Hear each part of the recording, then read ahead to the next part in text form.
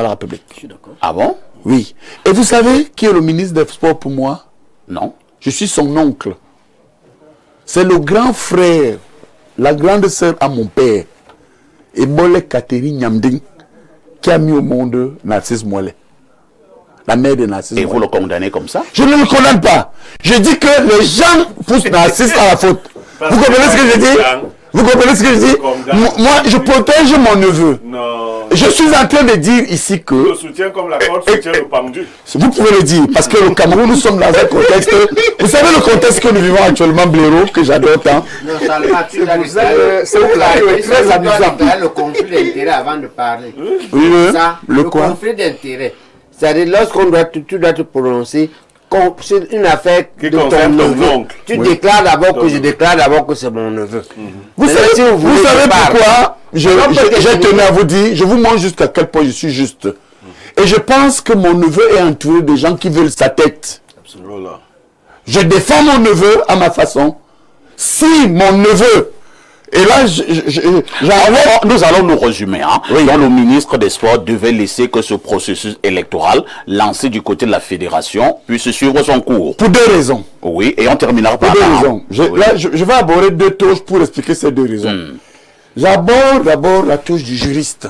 Oui. Vous savez, j'ai soutenu une thèse, ma deuxième thèse de droit est intitulée Football, État et société au Cameroun.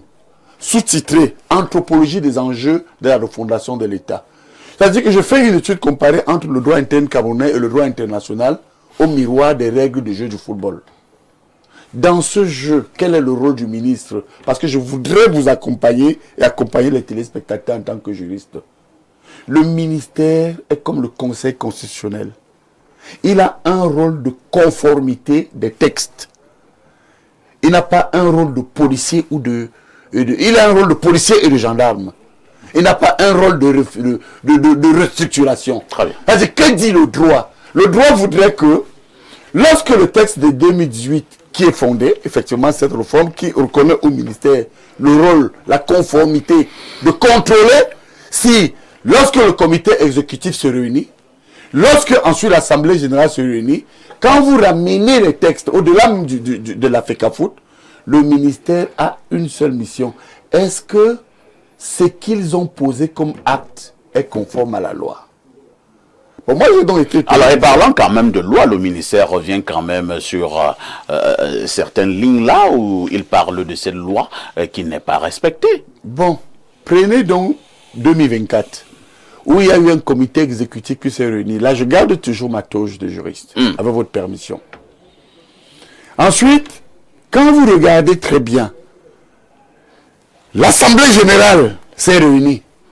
À quelle heure viennent-ils constater cela? Y a-t-il, lorsqu'ils ont...